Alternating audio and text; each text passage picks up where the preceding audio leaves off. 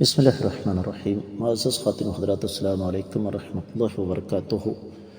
مدبر غلام کی شرعی حیثیت کیا ہے، اس کا شرعی حکم کیا ہے، یہ ہے ہمارے آج کے حدیث کے سبق کا موضوع۔ مشکوٰۃ المصابیح کتاب النکاح، باب ہے غلاموں کی آزادی کا، 3397ویں حدیث کتاب میں اور 5ویں ہے باب میں۔ الفاظ سماعت فرمائیے گا۔ وعن جابر رضی اللہ عنہ ان رجلا من الانصار دبر مملوکا ولم يكن له مال غيره فبلغ النبي صلی اللہ علیہ وسلم فقال من يشتريه مني فاشتراه نعيم بن النحام ب800 درهم متفق علیہ۔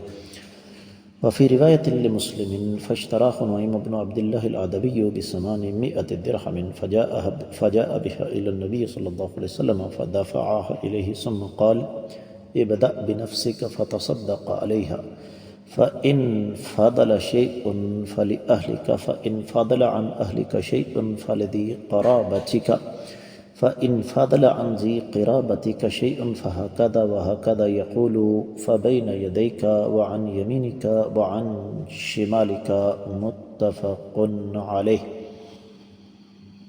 معزز خواتین و حضرات، حدیث صحیح بخاری اور صحیح مسلم میں آ گئی۔ تفصیلی حوالہ آپ کی خدمت میں رکھ رہا ہوں۔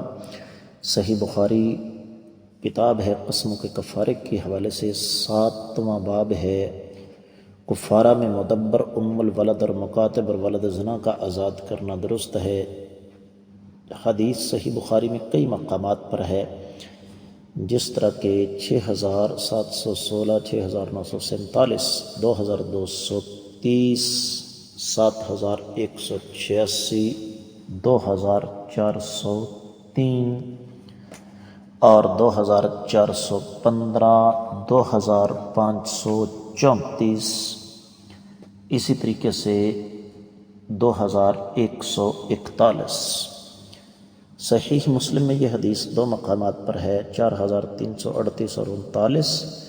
سنن ترمذی میں 1219، سنن ابی داؤد میں 3957۔ اسی طریقے سے سنن ابن ماجہ میں 2 جگہ موجود ہے، معجم الصغیر طبرانی میں بھی ہے، مسند الحمیدی میں بھی ہے، بہت ساری کتابوں میں یہ حدیث موجود ہے۔ ترجمے کی طرف بڑھتے ہیں۔ یہ تو پتہ چل گیا کہ یہ حدیث سند کے اعتبار سے بالکل درست ہے۔ ترجمہ یہ بنتا ہے کہ سیدنا جابر رضی اللہ تعالیٰ عنہ سے روایت ہے کہ انصار میں سے ایک آدمی نے ایک غلام مدبر کیا۔ مدبر یہ ہے کہ میری موت کے بعد یہ آزاد ہے۔ اس غلام کے علاوہ اس کے پاس کوئی اور مال نہیں تھا۔ آقا علیہ السلام کو یہ خبر پہنچی تو آپ نے فرمایا مجھ سے یہ غلام کون خریدتا ہے؟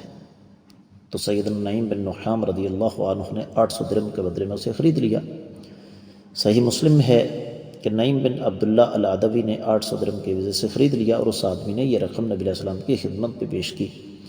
آپ نے وہ اسے دے دی اور فرمایا پہلے اپنی جان سے شروع کرو، اس پر صدقہ کرو، کچھ بچ جائے تو تیرے گھر والوں کے لیے ہے، اگر تیرے گھر والوں سے بچ جائے تو تیرے رشتہ داروں کے لیے ہے، اگر تیرے رشتہ داروں سے بچ جائے تو پھر اس طرح اور اس طرح۔ راوی بیان کرتے ہیں کہ اپنے سامنے اپنے دائیں بائیں تقسیم کر۔